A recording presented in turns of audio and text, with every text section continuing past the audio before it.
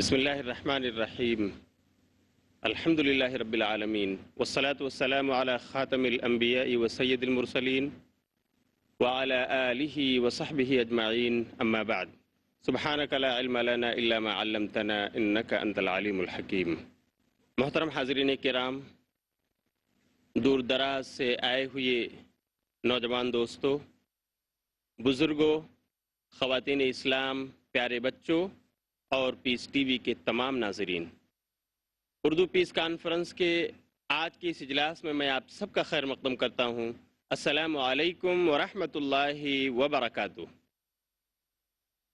آج کے اس اجلاس میں آپ کی ملاقات ایک ایسی شخصیت سے کرانا چاہتا ہوں جو عالمی پیمانے پر جانے مانے ماہر تعلیم ہیں، جنہوں نے 30 سال سے زائد عرصے سے عوام میں تعلیمی بیداری مہم کو فروغ دینے کے لیے تعلیم کے موضوع پر بے شمار لیکچر دیے ہیں اور دیتے چلے آ رہے ہیں۔ ہندوستان میں طلباء اور والدین کی رہنمائی کے لیے آپ نے 3500 سے زیادہ خطاب کیے ہیں۔ اسی طرح مسلمانوں کے سماجی اور تعلیمی مسائل پر عالمی پیمانے پر جانے مانے رائٹر ہیں جو اب تک مسلم امت کے مختلف مسائل پر 1000 سے زائد تحریریں لکھ چکے ہیں۔ تعلیم کے موضوع پر تقریباً 10 کتابوں کے آپ مصنف ہیں، جن میں سے بعض کتابوں کے کئی ایڈیشن شائع ہو چکے ہیں۔ آپ پیس ٹی وی کے ایک مقرر ہیں۔ آپ کا پروگرام شمع علم طلباء، والدین اور اساتذہ سب کے درمیان بے حد مقبول ہے۔ میری مراد جناب مبارک کاپڑی صاحب سے ہے۔ آج کے اس اجلاس میں آپ کا موضوع ہے نوجوانوں میں ذہنی انتشار، اسباب اور حل۔ میں التماس کرتا ہوں جناب مبارک کاپڑی صاحب سے کہ آپ تشریف لائیں۔ آپ کے سامنے جناب مبارک کاپڑی۔ اللہ اللہ اللہ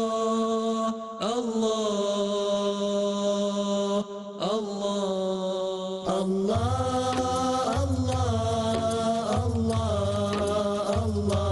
اللہ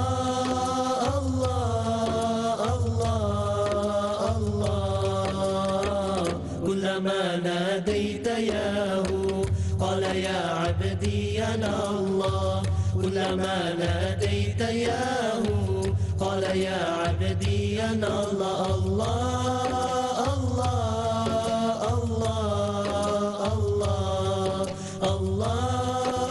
الله الله السلام علیکم ورحمۃ اللہ وبرکاتہ۔ آج جس موضوع پر میں آپ سے گفتگو کرنے والا ہوں وہ ہے نوجوانوں میں ذہنی انتشار، اسباب و حل۔ ہم دیکھ رہے ہیں اور فی زمانہ یہ بات ثابت ہو بھی رہی ہے کہ ہمارا نوجوان طبقہ جو ہماری قوم اور ملت کا ایک بیش قیمت اثاثہ ہے، سرمایہ ہے، وہ اکثر و بیشتر ذہنی مسائل سے دوچار ہوتا ہے اور ذہنی انتشار کا شکار ہے۔ ایسا اگر نہیں ہوتا تو ہم یقیناً یہ دیکھتے کہ یہ تمام تر نوجوانان ہمارے قوم اور ملت کے لیے بہت کچھ کنٹریبیوٹ کر چکے ہوتے، اور اگر ایسا نہیں ہو رہا ہے تو کچھ نہ کچھ مسائل ہیں، کوئی نہ کوئی نفسیاتی مسئلہ ہے، کچھ نہ کچھ رکاوٹیں ہیں جس کی بنا پر وہ ایسا نہیں کر پا رہے۔ آئیے آج ہم ان ساری باتوں کا جائزہ لیں گے اور دیکھیں گے کہ وہ کون سے عوامل ہیں، کون سے عناصر ہیں جس کی وجہ سے ہمارے یہ نوجوان ذہنی انتشار کا شکار ہیں۔ کیا وجہ ہے کہ ان کے یہ ذہن جو سپر کمپیوٹر ہیں، ان کے دماغ یہ کام کیوں نہیں کر رہے ہیں؟ ان کمپیوٹروں کو کون سے وائرس لگے ہوئے ہیں، کون سی ملنی بیماریاں ان کے دماغوں کو چپکی ہوئی ہیں جس کی وجہ سے ان کا یہ دماغ جو ہے وہ فنکشن نہیں کر رہا ہے؟ وہ کون سی رکاوٹیں ہیں جس کی وجہ سے ان کے دماغ کا کہیں کہیں پر تو 1000واں حصہ بھی استعمال نہیں ہو رہا ہے، اور کہیں اگر استعمال ہو رہا ہے تو وہ مثبت کاموں میں نہیں ہو رہا ہے۔ ہم ان ساری باتوں کا آج یہاں پر جائزہ اس لیے لیں گے کہ ہمیں پہلے یہ ماننا ہوگا کہ یہ نفسیاتی بیماریاں ہمارے نوجوانوں کو ہیں، ان سے وہ دوچار ہیں، اس وجہ سے ان کی ساری صلاحیتیں ضائع ہو رہی ہیں، اور ہمیں تو بالکل وہ نارمل دکھائی دے رہے ہیں، ہنس رہے ہیں، کھیل رہے ہیں، ہمارے ساتھ بول رہے ہیں، حصہ لے رہے ہیں، بحث کر رہے ہیں، لیکن اس کے باوجود اس ذہنی انتشار یا مینٹل ڈسٹربنس کا شکار ہیں۔ وہ کون سے عوامل ہیں، کون سے عناصر ہیں، آئیے اس کا ہم آج تفصیلی یہاں پر جائزہ لے لیں۔ پہلا فیکٹر، پہلا عنصر جس کی وجہ سے ہمارا نوجوان ذہنی انتشار کا شکار ہے، وہ یہ ہے کہ اس کی دین سے دوری۔ وہ دین سے دور ہے، دین سے ہٹا ہوا ہے، اس کی اپنی ایک الگ ٹریک ہے، اس ٹریک پر اس کی ٹرین چل رہی ہے، اور یہ دین سے دوری کس وجہ سے ہے، کس بنا پر ہے؟ دین سے دوری جس بنا پر ہے وہ سبب یہ ہے کہ ہمارے گھروں کا، ہمارے سماج کا ہی دین کی اصل تعلیمات سے دور ہونا، بکھر جانا، اور دین کی اصل تعلیمات پر ہمارے گھروں میں ہی عمل نہ ہونا۔ ہم جانتے ہیں، بخوبی واقف ہیں کہ آج ہمارے گھروں کی کیفیت یہ ہے کہ وہاں پر دین جو ہے وہ یسرن قرآن تک محدود ہے۔ قرآن پڑھنے آ گیا، چل ٹوپی نکال، تیری تعلیم مکمل ہو گئی۔ قرآن پڑھنا، قرآن فہمی بھی نہیں، قرآن کے اصل معنی بھی نہیں، اس کی تعلیمات کے تعلق سے کوئی فکر ہی نہیں، صرف قرآن پڑھنے آ گیا، تو وہاں پر معاملہ جو ہے تمام ہو رہا ہے۔ لہذا یہی وجہ ہے کہ دین سے ہمارے گھر دور ہو رہے ہیں، لہذا ہمارے نوجوان بھی دور ہو رہے ہیں۔ یہاں پر بچوں کی خاص طور پر، پہلے ہم نوجوان میں بعد میں آتے ہیں، جو ایک فطرت ہے اس کو پہلے ہم کو سمجھنا بہت ضروری ہے۔ بچوں کی فطرت یہ ہے کہ وہ سب سے پہلے نقل کرتے ہیں، عقل سے کام بعد میں لیتے ہیں، اور ہم دیکھتے ہیں کہ بچوں پر بچپن میں ہم کتنی مشق اور کتنی محنت کرتے ہیں ان پر۔ چھوٹا بچہ ہوتا ہے، اس کو بولنے کے لیے ہم سکھاتے ہیں، بولو بیٹا بابا، ماما۔ جب وہ نہیں بولتا ہے اس کی اور مشق کراتے، بولو بابا، بولو بابا، ماما، خوب مشق کراتے ہیں۔ بالفرض اگر ہم اس کو مشق نہیں کرائیں گے تو بچوں کو اگر ہم بولنے کی مشق نہیں کرائیں گے تو کیا ہوگا؟ تو ہوگا یہ کہ وہ بچہ زندگی بھر گونگا رہے گا اور وہ کبھی بول نہیں پائے گا۔ لیکن ہماری جو ہونٹوں کی حرکات و سکنات ہیں اس کو دیکھ کر وہ ہلتے ہیں، اور ہمارے جو حلق سے الفاظ نکلتے ہیں اس کو دیکھ کر وہ بچہ جو ہے وہ مشق کرتا ہے۔ اس کا واضح مطلب یہ ہوا کہ بچہ پہلے صرف اور صرف نقل کرتا ہے، عقل سے کام بعد میں۔ وہ پوچھتا نہیں بابا کا مطلب کیا ہے، چاچا کا مطلب کیا ہے، ماما کا مطلب، وہ مطلب نہیں سمجھتا ہے، لیکن ہم جو بول رہے ہیں اس کو نقل کرنا ہے۔ خواتین و حضرات، ذرا سوچئے کہ اگر ہمارے گھروں میں ہمارے کچھ اعمال دین سے وابستہ ہوں اور بچے اس کی نقل کریں جو ان کی فطرت ہے، تو کیا ہمارے گھروں سے دین کبھی نکل سکتا ہے؟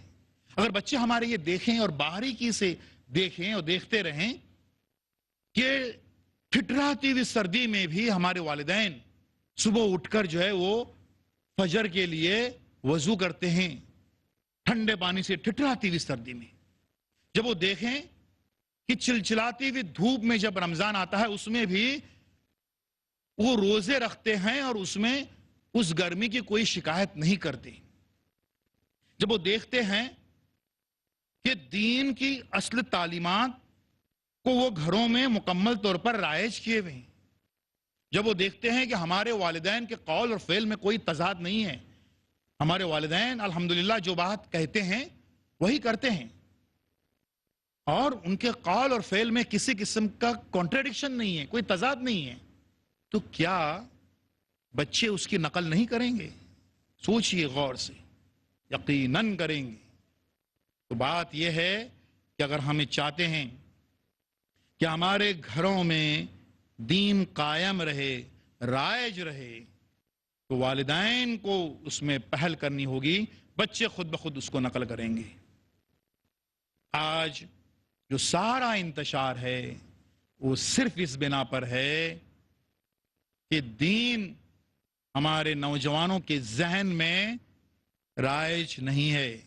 احساس کہیں کہیں ہوتا ہے لیکن رائج نہیں ہے، اور اسی وجہ سے ہم دیکھ رہے ہیں کہ ہمارے نوجوان جو ہیں وہ منتشر خیالی کا شکار ہیں۔ اس منتشر خیالی ذہنی انتشار کا علاج سائنس کے پاس کوئی نہیں ہے۔ کوئی ٹیبلٹ، کوئی کیپسول، کوئی دوا ایسی بنی نہیں ہے کہ وہ ٹیبلٹ کھا لیے، کیپسول کھا لیے اور بالکل فریش ہو کے جو ہے وہ بالکل مثبت طریقے سے سوچنے لگے اور زندگی اور زمانے سے جڑ گئے۔ ایسی کوئی کیپسول، کوئی ٹیبلٹ سائنس کو چیلنج ہے کہ وہ بنا نہیں سکتا، لیکن ہمارے پاس وہ ہے، وہ ٹیبلٹ، وہ کیپسول وہ ہمارے پاس ہے، اور اس کا نام ہے نماز۔ اس کے علاوہ کوئی علاج نہیں ہے اس ذہنی انتشار کا۔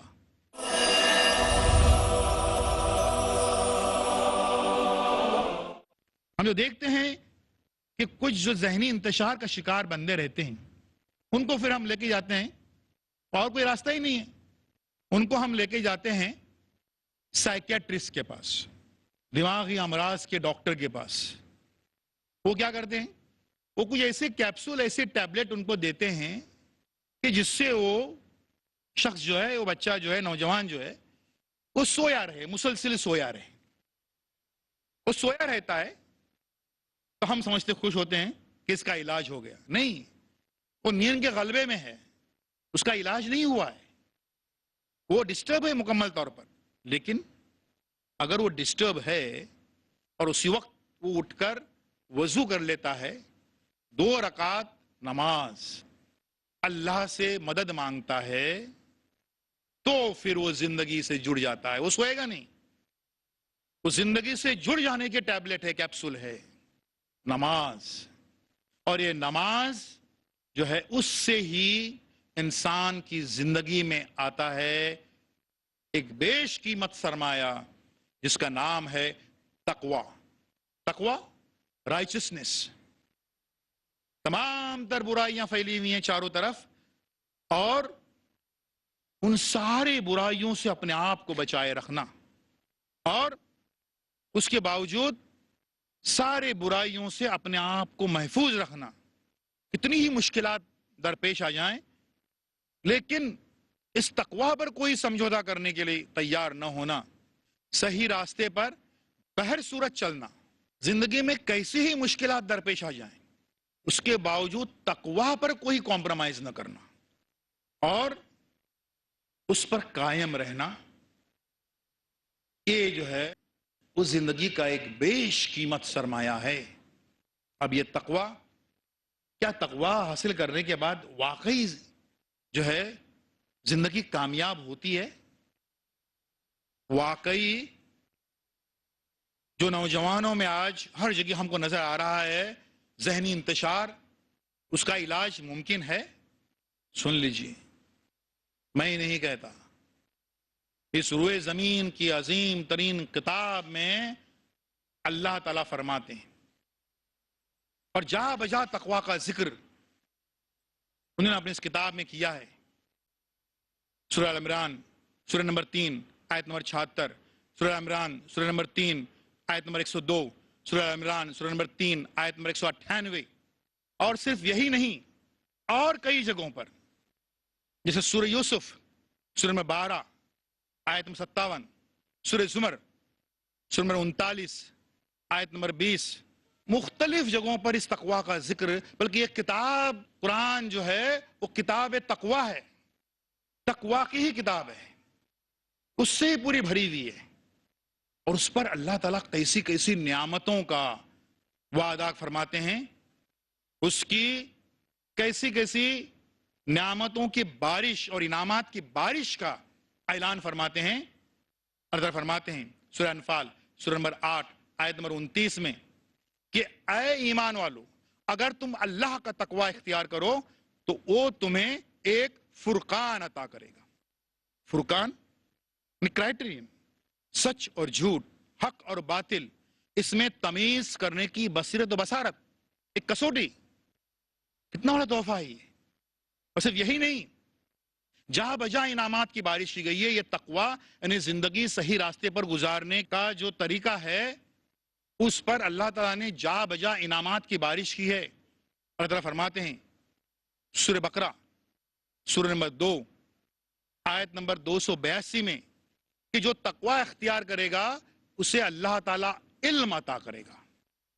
اللہ تعالیٰ فرماتے ہیں سورہ ال عمران سورہ نمبر 3 آیت نمبر 125 میں کہ جو تقوی اختیار کرے گا اسے اللہ تعالیٰ خصوصی مدد دیں گے. اللہ تعالیٰ فرماتے ہیں سورہ اعراف سورہ نمبر 7 آیت نمبر 35 میں کہ جو تقوی اختیار کرے گا اسے نہ ڈر ہوگا نہ خوف ہوگا. اللہ تعالیٰ فرماتے ہیں سورہ طلاق سورہ نمبر 65 آیت نمبر 2 میں کہ جو تقوی اختیار کرے گا اس کے دل کشادہ کرے گا اللہ تعالیٰ. اللہ تعالیٰ فرماتے ہیں سورہ طلاق سورہ نمبر 65 آیت نمبر 4 میں کہ جو تقوی اختیار کرے گا اس کے معاملات میں آسانی اللہ تعالیٰ پیدا کریں گے. اور اللہ تعالیٰ فرماتے ہیں سورہ نور سورہ نمبر 24 آیت نمبر 52 میں کہ جو تقوی اختیار کرے گا وہی زندگی میں کامیاب ہو جائے گا. اب ہم آپ کو کوئی شک و شبے کی گنجائش نہیں بچی ہے کہ کیا تقوی اختیار کرنے کے بعد ہمارے نوجوان جو ذہنی انتشار کا شکار ہوتے ہیں ان کا علاج ممکن ہے. اس ذہنی انتشار سے ہزاروں گنا زیادہ انعامات کی بارش جو ہے وہ اللہ تعالیٰ نے تقوی کے ذریعے سے کی. معاملہ یہ ہے کہ تقوی کہ نماز کی پابندی اور دل کی گہرائی سے نماز خشوع کے ساتھ میں ادا کرنا، اور پھر بچے اس کی نقل کریں گے، بڑے بن جائیں گے تب بھی وہ اس کی نقل پہ قائم رہیں گے. پھر کوئی فکر کی بات نہیں ہے. والدین اکثر پوچھتے ہیں کہ بھئی میرے بچے کا جو ہے وہ دوسرے شہر میں کہیں کسی ایڈمیشن میں نمبر آیا ہے تو کیا ہم اسے بھیجیں؟ بولے بھیج دیجئے. بولے کو ڈر لگتا ہے. بولے کیا نہیں بچہ کہیں بگڑ گیا تو؟ بگڑ گیا تو ڈر کیوں لگتا ہے؟ اس کی وجہ یہ ہے کہ بچپن میں آپ نے اس کو بہت ساری جو دوائیاں پلائی ہیں، گھٹیاں پلائی ہیں، اس میں ایک اہم گھٹی اس کو پلانا بھول گئے ہیں، اور اس گھٹی کا نام ہے تقوی. تقوی تقوی تقوی. اس کو گھٹی میں پلا دیجئے، بے فکر ہو جائیے. وہ کہیں بھی جائے گا، کسی بھی شہر میں جائے گا، وہ اپنے دوستوں کے ساتھ، کالج کے دوستوں کے ساتھ وہ اگر پکنک کو جائے گا تو جائے نماز ساتھ میں لے جانا نہیں بھولے گا. یہ تقوی جو ہے یہ علاج ہے ذہنی انتشار کا. دین سے دوری یہ اہم سبب ہے نوجوانوں کے ذہنی انتشار کا، اور اس کا حل میں آپ کو بتا چکا ہوں کہ وہ تقوی ہے. نوجوانوں میں ذہنی انتشار کی دوسری وجہ جو ہے وہ ہے دنیا بیزاری. یعنی دین بیزاری تو ہے ہی ہے، دنیا سے بھی بیزاری. ہم دیکھتے ہیں ایسے کئی نمونے آپ کو جا بجا قدم بقدم نظر آتے ہوں گے. ان کی زندگیاں اس میں صرف نہیں، ضائع ہو گئی.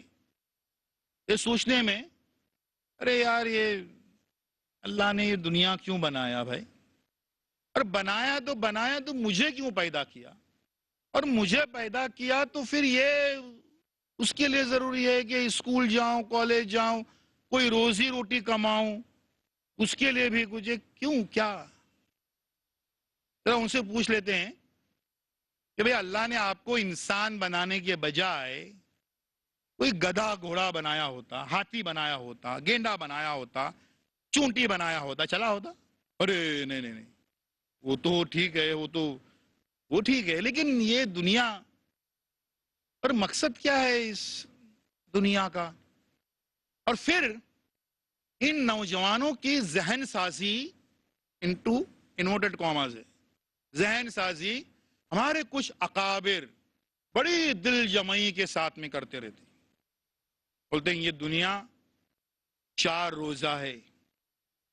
4 روزہ نہ، میں کہتا ہوں 2 روزہ ہے. لیکن یہ اللہ کی بنائی ہوئی دنیا ہے. جو ہے وہ کیا ہے؟ اللہ تعالیٰ فرماتے ہیں سورہ ملک سورہ نمبر 67 آیت نمبر 2 میں کہ دنیا ایک آزمائش ہے. Life is a test. یہ اللہ کا امتحان ہے. ہم کو انہوں نے چنا ہے، اللہ نے یہاں بھیجا ہے. ہم اس کا پرچہ لکھ رہے ہیں، ہم طالب علم ہیں. اس کا جو پرفارمنس ہے، اس کے جو مارکس ہیں، اس پر جزائے سزا ملنے والی ہے. سمپل ہے. اس کو اتنا کمپلیکیٹڈ کیوں بنا رہے ہیں؟ کیوں بنایا؟ ہم کو کیوں پیدا کیا تو ایسی جگہ کیوں پیدا کیا، اور پھر یہ سارے جھمیلے دنیا سے لپیٹے ہوئے یہ کیوں ہم پر نازل کر دیے؟ اب اتنا کمپلیکیٹڈ کیوں بنا رہے؟ سمپل. اللہ تعالیٰ نے واضح کر دیا یہ دنیا کے امتحان ہے. ٹیسٹ دینے کے لیے آئے ہیں. پرچے میں جو مارکس ملیں گے اس پر جنت جہنم ملنے والی ہے. اس کو اتنا کیوں کمپلیکیٹ کر رہے ہیں؟ اور یہ کمپلیکیٹڈ ایسا بنانے والے ہم کو لوگ جو ہیں، مشکل بنانے والے ایسے لوگ ہم کو جہاں بجا ہر جگہ نظر آتے ہیں. آپ نے دیکھا ہوگا، شاید غور نہیں کیا ہوگا، آپ غور کیجیے.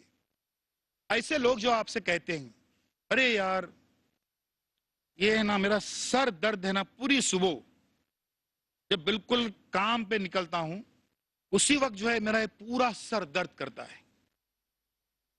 کوئی پورے کی کہانی سنائے، کوئی آدھے کی نہیں. یہ آدھا، یہ سیدھی آدھا حصہ جو ہے نا مسلسل سر درد کرتا ہے.